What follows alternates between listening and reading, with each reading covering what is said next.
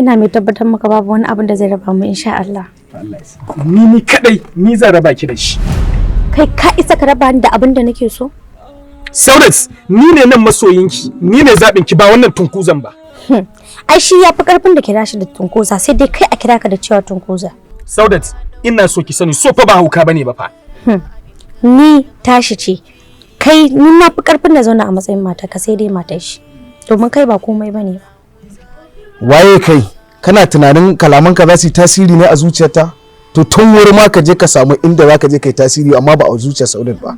Ta fi karfin ka wallahi tallahi. Kai malam ba da kai nake magana ba. Kar ka sake samun magana a cikin baki. Ko kuma a ce kai ba, dan shi ya fi karfin da ka kira shi da kai. Ko kuma ma zan iya ce maka kai yana kwata keke na haya, wanne kake so? Saudat, ki rabu da shi.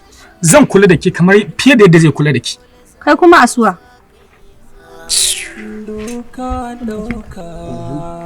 Saudat, idan har ban same ki ba, to tabbas zaki mutu. Wallahi sai dai kowa ya rasa. Sai dai ni babu shi babu wallahi Saudat.